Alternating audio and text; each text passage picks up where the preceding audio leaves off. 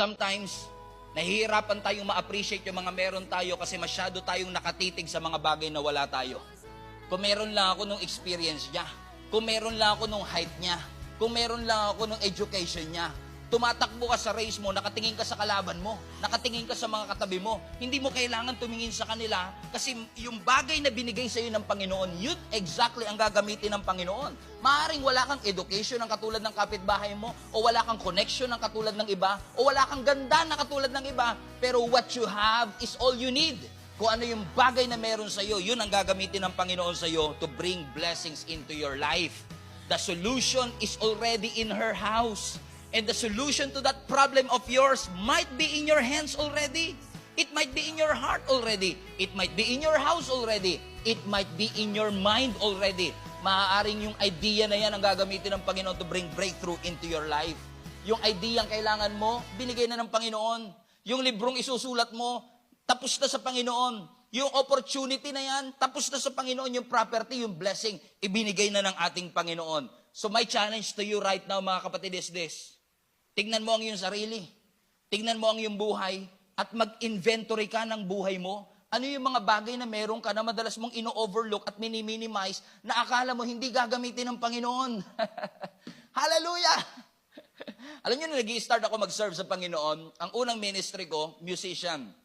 Kasi alam ko na kagad, nung nagsisimula ako back in year 2000, wala akong boses, hindi ako magaling kumanta. Pero sino ba naman mag-aakala na yung boses na sintonado sa aking palagay, yun yung gagamitin ng Panginoon kasi gagamitin niya pala ako mag-preach. Hindi ko ginagamit sa pagganta, pero ginagamit ko sa pagpapalaganap ng gospel ng ating Panginoon. Na-minimize ko itong aking vocal cords, pero ito pala yung gagamitin ng Panginoon to bring the gospel of Jesus Christ from different parts of the world. So mga kapatid, I want to challenge you today. Ang miracle baka nasa kamay mo na. Ang miracle baka nasa bahay mo na. Ang miracle baka nasa talent mo na. Ang miracle baka nasa personality mo na. All you have to do is appreciate. Huwag mong sabihin nothing. Kasi yung sinabi ng babaeng nothing, dinugtungan niya naman nothing except this jar of oil. Walang-wala na po ako. Pero meron po ako, mapanluluto ko mamaya. Pero ano bang magagawa ng olive oil para sa akin? Amen?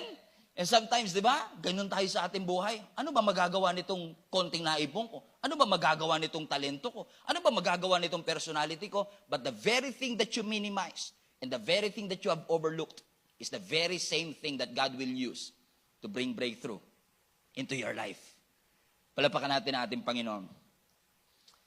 Naalala ko minsan nung nawala yung cellphone ko, inabot ng halos isang araw na nawawala yung phone ko. Hanap na ka na ng hanap, kung saan mo na hinanap, trinace back mo na, kung saan ka napunta. Alam niyo kung saan ko nakita, nandun lang pala sa sasakyan, nakalagay dun sa ilalim ng aking upuan. Buti na lang hinanap ko uli, trinace back ko uli dun sa mga bagay na akala ko wala na doon. Pero alam niyo, minsan pag naghahanap ka, baka nasa bag. Ay hindi, tinignan ko na dyan, wala talaga. Pero magugulat ka, after many hours, nasaan? Nasa bag mo lang pala. All you have to do is what? Search again.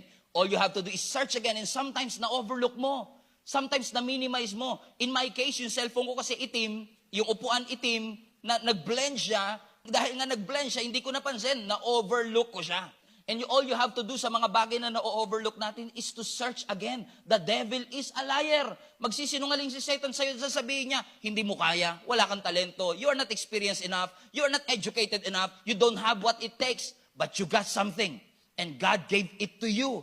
All you have to do is realize, I got something. Everybody shout, I got something. There is always something in you that God will use to bring that miracle into you, into your family.